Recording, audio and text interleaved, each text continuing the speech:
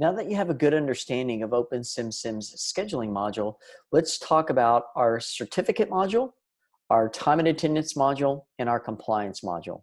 So starting in the top left-hand side, I'm going to go to the main menu, and here we see our certifications. So if I click on that, now you can create unlimited types of certificates that you want to assign to your workers. Now, I've created several of the restaurant and retail type certificates. So if I just click on food handlers, I can see all of the workers that have a food handler certificate. I have their expiration date for that certificate in the system so that now OpenSimSim will give me notifications about that certificate expiring. So maybe it's 30 days, maybe it's 45 days. And we can also send that notification to the worker as well. Another really nice feature about the certification module is we can force these certificates onto the schedule in a position. So if I ever tried to schedule a worker into a position that required any of these certificates and they didn't have it, or it has expired, OpenSimSim won't even let you do it. So it's a really nice way of having that additional layer of security, making sure that your workers that require certificates to do their job actually have a valid one before you put them on the floor and start scheduling them.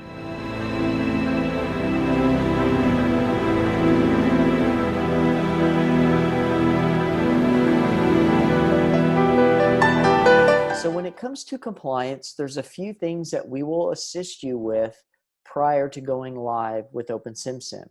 So the first thing that we're going to look at are the different types of breaks. So based upon your area, your state, the legislation that's in place, we will configure both paid and unpaid breaks. We will also configure daily and weekly overtime, and also that nagging rule of consecutive days working. So we can set that as well. So the system will now monitor all of these things in real time when you're creating a schedule, and they'll give you the warnings if you ever violate any of these rules that we've defined in the system.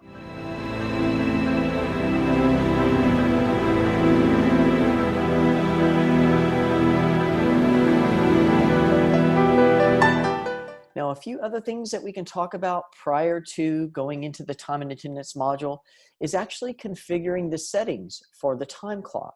So if you choose to use OpenSimSim as your time and attendance, we will make sure that the scheduler is talking to the time clock in real time. And to understand which POSs that we integrate to with the time and attendance, just go to our website, opensimsim.com, or feel free to shoot an email to support@opensimsim.com and they'll let you know as well. So in this, I can enable mobile clock in. So I can allow my workers to clock in for their start time of their shift, their end time of the shift, and all the breaks from their smartphone. We will geofence the location to ensure that that worker is physically on premise before they can clock in. We can also confirm the shifts with a photo. So we will take a picture of the worker, tag that to the time card, so no buddy punching. We can also limit early clock in. So how many minutes prior to the scheduled start time can a worker clock in? And again, you can adjust exactly what you want that to be. And then lastly, do we want to allow people that aren't on the schedule the ability to clock in? And then we'll track all of the paid and unpaid breaks as well, and then they can declare their tips and sales at the end of each shift. Now, there's also a unique feature in OpenSimSim where we can create custom clock out disclaimers and questions. So if there's something specific you want to ask your workers at the end of each shift, you can create those questions. So maybe, how many deliveries did you make? If I was maybe working at a pizza delivery place, or how many miles did I drive? So I created a couple custom questions there, but then I also have a rest and meal break legal disclaimer. So this is where you can coordinate with your legal team, create those custom legal disclaimers, and make sure that all of your employees answer these at the end of each shift. So this one is a rest and meal break. So I will pop that up when that worker is clocking out of their shift. And when I accept it, we tag that to the time card in version control it. So if a worker ever tried to come back and sue me, I have not only the clock events of them clocking out of their shifts and their breaks, but I also have the legal disclaimer that they accept it as well. So as I mentioned in my intro, there's two ways of clocking in and out for your shifts. The first one is via a kiosk, and that is just simply an iOS tablet or an Android tablet. So on the left-hand side of my screen, I can see those list of employees as I go to the kiosk. So maybe Jerry Lopez needs to take a break. I just tap Jerry's name. All the information's associated with my shift are there. I can type in notes. Maybe I was late for a specific reason, so I want to communicate that to my manager. And then I can select break and put myself on break, and it's that easy. To the right-hand side, you're also going to see my smartphone. So I've been clocked in for 52 minutes and 32 seconds. I can view the time clock, and again, I can finish my shift or clock back in from that break straight from my phone. We will look at the location and we will make sure that that worker is physically on premise before they're doing any of those actions. So as I mentioned in the scheduling module presentation, we want to make sure we give you the information you need in your hands when you need it. So don't think that you have to be on a computer or you have to be staring at the kiosk to understand the impact of your staff clocking in and clocking out. As you can see on the screen, I'm looking at my smartphone. I can see I've got 12 people scheduled today, 10 working and 2 on break. And I can actually see that Kelly Slater is due a break. So we will monitor all of the clock events in real time. And if anyone is out of compliance, not only will we send you a notification, so if I go to the notification center, I can see all of those notifications. We will also give you that information right in your dashboard where I can see the break is due. I can see that Jerry Lopez is on break for 2 minutes. I can even tap on a worker's time card and I can edit that in real time. So no longer do I need to wait until we get to payroll to make any type of change to a time card.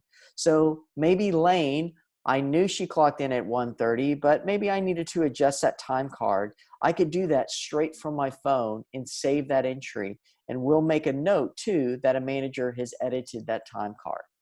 I could clock this worker out on their behalf. I could clock a worker in on their behalf as well. So all of that information is available to me on my smartphone. I can interact with the time card in real time. And then I also get all of those real-time notifications about break violations, people being late, people forgetting to clock out for their shift as well.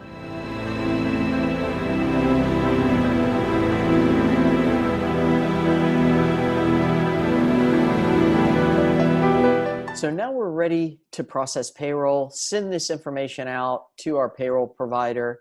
Again, if you want to know who we integrate with, just check on our website at opensimsim.com or give our support team a shout out at support@opensimsim.com. Here is the time card module. To the left-hand side, I can select the date range that I want to look at for my time cards. I can select the type of time card, just pending, approved, or closed. I could even sort by position, I could sort by worker, and I can even drill down to specific warnings. So maybe I only want to see time cards where I've got overtime issues, or maybe I've got break issues. So I can customize exactly what this time card dashboard will look like. To the right, I can also include different columns. So this is all the information we have and capture in OpenSimSim's time card module. So if I wanted to see what location it is, I just select that. That is now part of my dashboard. At the top left-hand side of the screen, I can see an overview of this period, how many warnings I have, what the standard hours are, overtime hours, and then I can start to take a look at each individual time card. So if everything looked okay in the snapshot, I could just select them all, mark it as approved, and then send that out to a CSV file that you can import into your payroll system. Or I can drill into individual time cards. So if I just select Danny Gray here, I can see all the details associated with Danny's time card, the clocking in and clocking out for the breaks.